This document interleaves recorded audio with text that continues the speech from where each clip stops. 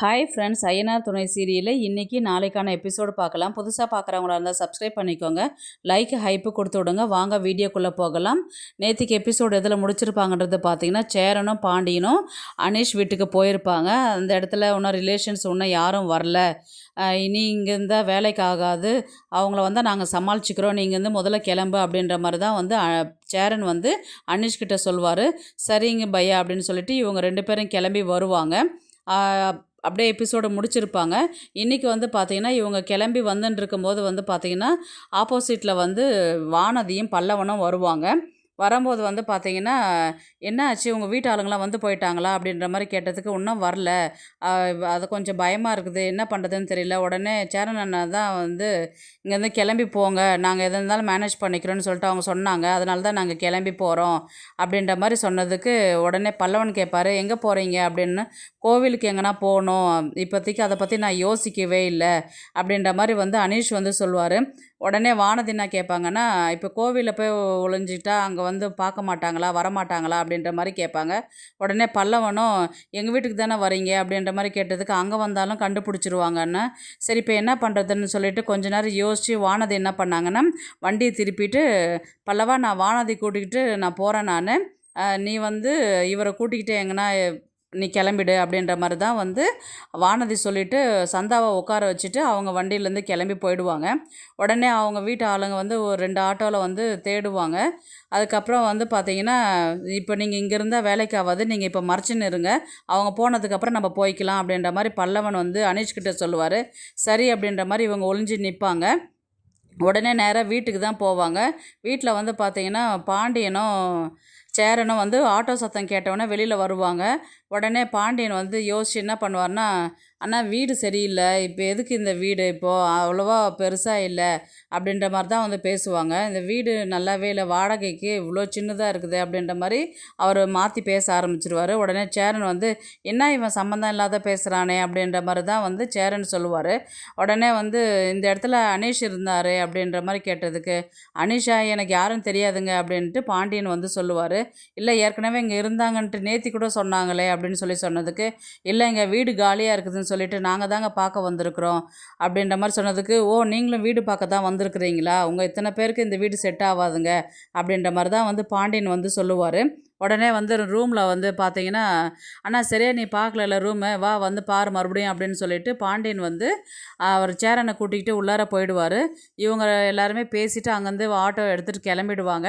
அடுத்தது வந்து பார்த்திங்கன்னா, வானதி தான் காமிப்பாங்க. வானதி வந்து நேராக வந்து அவங்க வீட்டுக்கு தான் கூட்டிகிட்டு போவாங்க. அவங்க அம்மா வந்து யாருடி இது அப்படின்ற மாதிரி வந்து அவங்க கேட்பாங்க.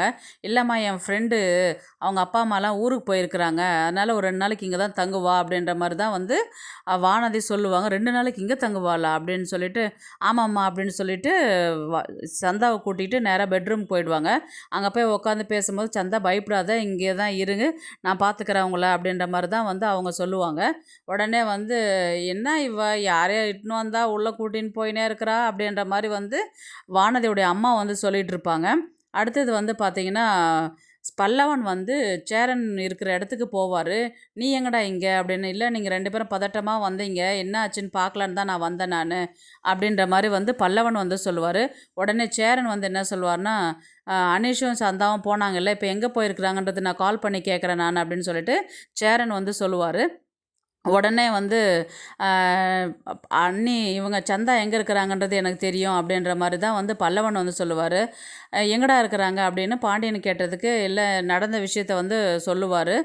இந்த மாதிரி வானதி வீட்டுக்கு வந்தாங்க, உனக்கு சந்தா வீடு தெரியுமான்னு சொல்லிட்டு தான் நாங்கள் அங்கே நானும் வானதியும் தான் வண்டியில் வந்தோம், இவங்க வழியில் பார்த்தோம், அவங்க வீட்டு ஆளுங்களாம் நாங்கள் பார்த்ததுனால அவங்க வானதி கொஞ்சம் யோசித்து என்ன பண்ணாங்க, சந்தாவை கூட்டிக்கிட்டு அவங்க வீட்டுக்கு போகிறேன்னு சொல்லிட்டு அவங்க போயிட்டாங்க அப்படின்ற மாதிரி தான் வந்து பல்லவன் சொல்லுவார். அனீஷ் பையா வந்து அங்கே ஏதோ வீடு கட்டுற இடத்துக்கு வந்து நாங்கள் போய்க்கிறேன், அதுக்கப்புறம் நான் பையாவுக்கு ஃபோன் பண்ணிக்கிறேன்னு சொல்லிட்டு அவர் அங்கேருந்து கிளம்பிட்டார், அதனால தான் நான் இங்கே வந்தேன் அப்படின்ற மாதிரி வந்து பல்லவன் சொல்லுவார்.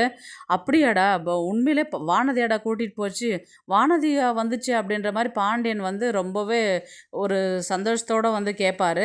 உடனே வந்து வானதிக்கு கால் பண்ணி பார்க்குறேண்ணா அப்படின்ட்டு சேரன்கிட்ட சொல்லுவார். முதல்ல கால் பண்ணுடா அப்படின்னு சொல்லிட்டு சொல்லுவாங்க. இவங்க வானதிக்கு கால் பண்ணதுக்கப்புறம் ஹலோ சொல்லு பாண்டி அப்படின்ற மாதிரி வானதி சொல்லுவாங்க.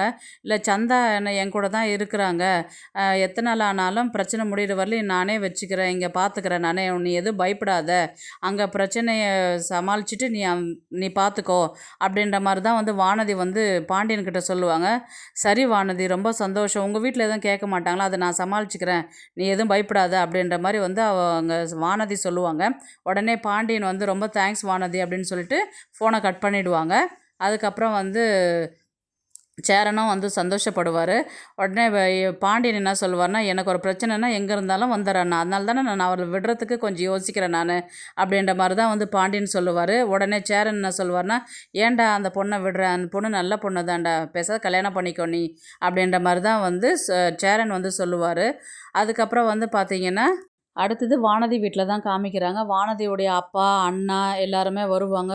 இவங்க சந்தாவை கூட்டிகிட்டு வந்து சரி வாங்கடி சாப்பிட்லாம் அப்படின்ற மாதிரி தான் வந்து வானதியுடைய அம்மா வந்து கூப்பிடுவாங்க. இவங்க 2 பேரும் சாப்பிட்றதுக்கு உக்காண்டிருக்கும் போது அவங்க உள்ளார வந்தோடனே யாருடி இது அப்படின்ற மாதிரி அவங்க வானதி அம்மா கிட்ட வந்து வானதி அப்பா கேட்பார். அவ கூட படித்த பொண்ணா இது வந்திருக்குது, அவங்க ஊருக்கு போயிருக்கிறாங்களா அவங்க அப்பா அம்மா, அதனால் இங்கே வந்து இருக்குது அப்படின்ற மாதிரி சொன்னதுக்கு, அப்படியா அப்படின்னு சொல்லி கேட்ட உடனே வானதி வந்து அவங்க அப்பாவை பார்த்துட்டு, ஆமாம் நைனா, இது வந்து என் ஃப்ரெண்டு, இந்த மாதிரி அவங்க அப்பா அம்மாலாம் டெத்துக்கு போயிருக்கிறாங்க, அதனால தான் இவ போகல, இங்கே தான் இருப்பா ஒரு 2 நாளைக்கு அப்படின்ற மாதிரி தான் வந்து சொல்லுவாங்க. எல்லோரும் டெத்துக்கு போனால் ஏன் இந்த பொண்ணை மட்டும் விட்டுட்டு போனாங்க அப்படின்ற மாதிரி அவங்க அப்பா கேட்பாங்க. இல்லை இன்னும் 3 நாளில் வந்து செமஸ்டர் எக்ஸாம் வருது, அதனால் படிக்கிறதுக்காக இங்கே நின்றுட்டா, அதனால தான் இவ போகல அப்படின்ற மாதிரி சொன்னதுக்கு, ஓ அப்படியா, சரிம்மா அப்படின்ற மாதிரி தான் வந்து சொல்லுவாங்க. உடனே வந்து வானதி அண்ணா வந்து சந்தா கிட்ட வந்து கொஞ்சம் அப்படியே வழிவார். ஹாய் அவன் பேரை சொல்லி இந்த மாதிரி கை கொடுக்கறதுக்கு போவார். அவங்க வந்து நமஸ்காரம் பண்ணுவாங்க. வானதி வந்து உடனே வந்து காலை மிதித்து, ஏன்டி காலை மிதிக்கிற அப்படின்ட்டு அவங்க அண்ணன் கேட்பார். அவளுக்கு ஆல்ரெடி ஆள் இருக்குது, அவருக்கு தெரிஞ்சால் உன்னை சும்மாவே விட மாட்டார் அப்படின்னு சொன்னோடனே இவர் பயந்துக்குன்னு என்ன பண்ணிடுவார், தூரம் போயிடுவார். சரி சாப்பிடுமா அப்படின்ற மாதிரி தான் உட்காந்து சாப்பிடுவாங்க.